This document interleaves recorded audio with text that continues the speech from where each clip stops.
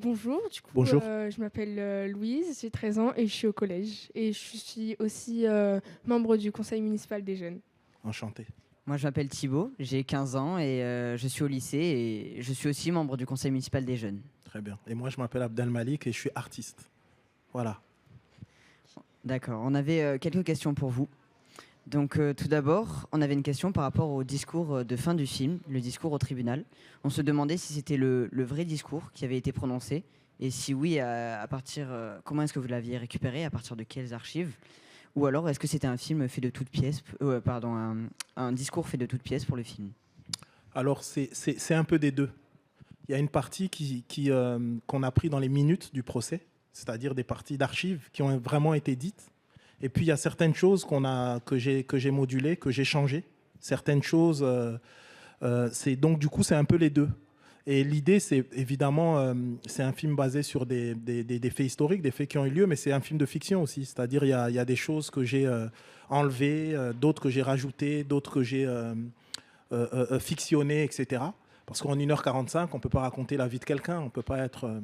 Donc voilà, donc c'est toujours un mélange de faits réels et, euh, et de fiction.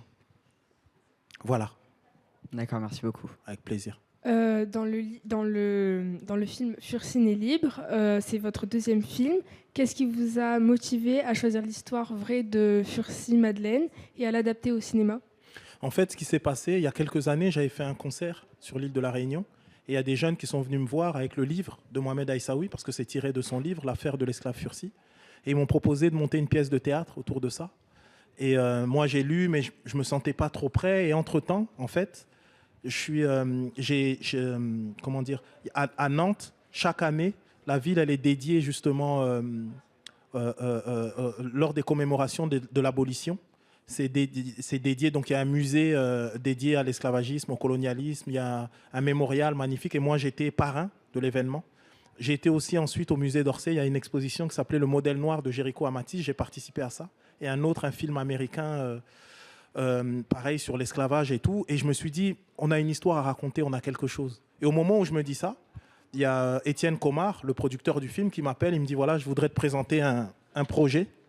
Et il vient me voir et il me tend le livre de Mohamed Aïssaoui. Et c'était quasiment 10 ans après. Et j'ai perçu ça comme un signe. Et là, sauf que là, je savais ce que je voulais dire, je savais que je pouvais raconter quelque chose. Donc il y a eu ce long process pour faire ce film. Voilà. Avec plaisir. Aussi, votre carrière est à la fois musicale, littéraire, cinématographique et télévisuelle.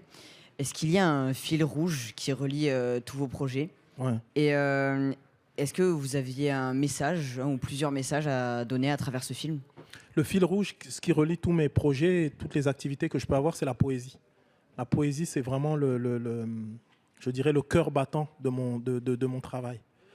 Et le message que j'avais à donner, en fait, le message, c'est simple, c'est que d'une certaine manière, magnifier l'esprit de la justice, l'esprit de la liberté, toute cette réflexion sur le droit, mais aussi le fait de dire que la connaissance, le savoir, si Furcy n'avait pas su lire, en fait, tout ça n'aurait pas été possible.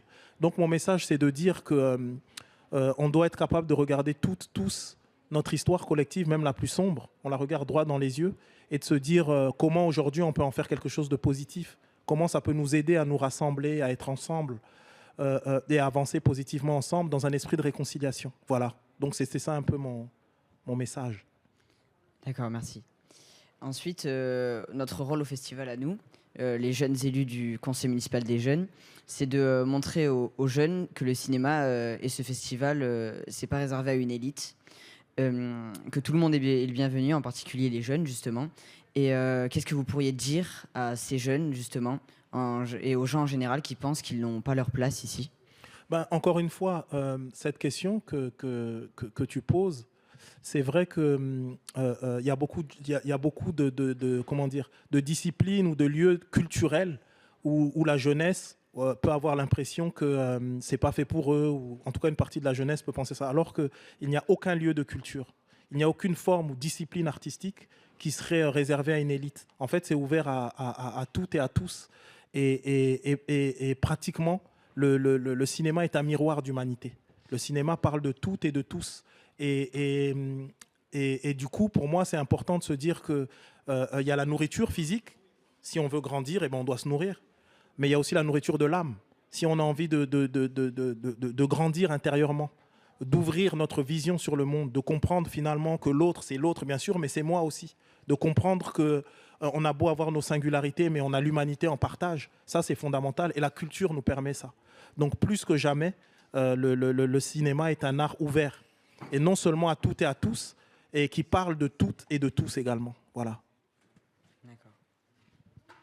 Au début du film, nous avons entendu des musiques traditionnelles et nous nous demandions si ces musiques ont été conçues par un groupe réunionnais, étant donné que le film se passe à La Réunion, ou si c'est des musiques qui dataient du XVIIIe siècle. Ben, en fait, justement, il y a une musique et une langue, la langue créole à la Réunion, et une musique qui s'appelle le maloya, qui est une musique de résistance, en fait.